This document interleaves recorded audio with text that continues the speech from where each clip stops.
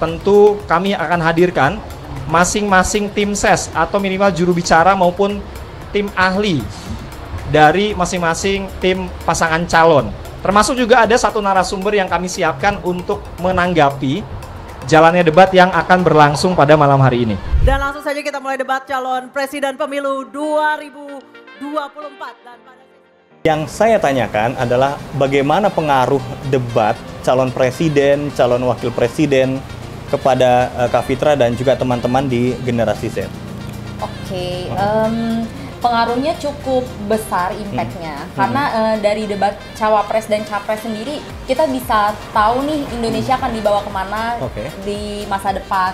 Karena sebenarnya untuk di masa depan sendiri industrinya mungkin akan fluid ya dan sesuai dengan perkembangan teknologi, perkembangan zaman seperti itu. Jadi kita butuh pemimpin yang memang bisa mengikuti perkembangan itu gitu. Dan kita sendiri melihat dari debat capres dan cawapres nih banyak visi misi ataupun kebijakan yang memang sudah mengikuti perkembangan zaman dan sesuai. Oh, berarti generasi Z dan juga teman-temannya Kak Fitra ini memantau banget dong ya debat capres dan juga cawapres.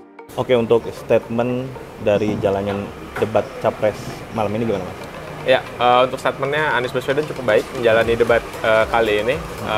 Untuk menjadi seorang panglima di diplomasi itu perlu retorika yang baik, perlu pola komunikasi yang baik, karena tujuan dari diplomasi adalah menyampaikan komunikasi-komunikasi ke kancah internasional untuk dapat disampaikan kepentingan kita secara tegas begitu. Jadi debat kali ini sangat memuaskan bagi kami tim Amin, Anies Muhaimin, karena memang mampu menyampaikan gagasan-gagasan tentang politik luar negeri, keamanan terus dan lain-lain. Alhamdulillah ya, yang pertama debat berjalan lancar.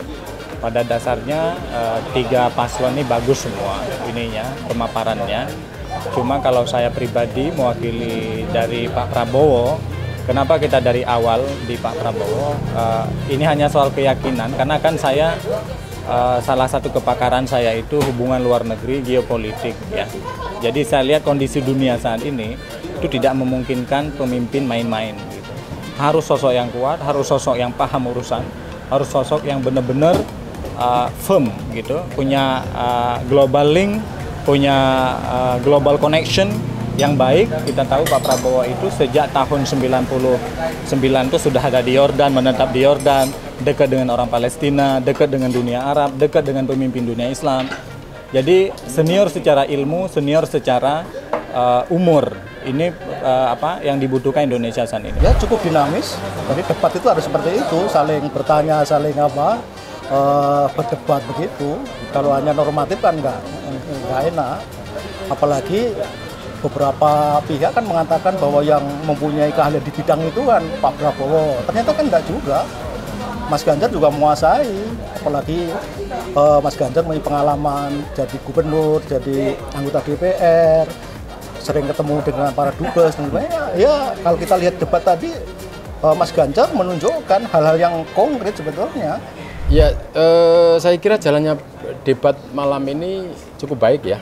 Artinya semua paslon, kan tujuan dari debat itu adalah agar publik itu bisa memahami satu, visi misi yang dikomunikasikan oleh para paslon gitu. Terus cara mereka berkomunikasi, juga attitude behavior dalam berkomunikasi ya, dalam merespon dan menyampaikan. Nah, debat ini tadi itu sudah mencerminkan itu. Tentu plus minusnya ada. Artinya ya saya akan lebih senang misalnya kalau pertanyaan itu yang mengajukan adalah tim pakar ya, tim yang disebut tadi tim panelis ya. Tapi ini kan memang udah keputusan KPU seperti itu. Yang selanjutnya memang ada memang isu-isu yang saya kira strategis yang perlu ditekankan. Misalnya kalau ketika bicara soal ancaman non-tradisional, itu memang fokusnya sebenarnya lebih banyak di laut. Nah, sementara di laut ini manajemen lautnya kita itu masih overlap ya. Tadi ada paslon yang menyampaikan itu. Jadi penguatan Coast Guard kita, tadi ada yang meng-highlight itu, tapi tidak semua ya. Gitu. Tapi secara all in all itu perdebatan ini tadi berjalan dengan baik dan publik sangat menikmati itu, dan ini membantu pada publik untuk memahami calon siapa yang mereka akan pilih nanti ya.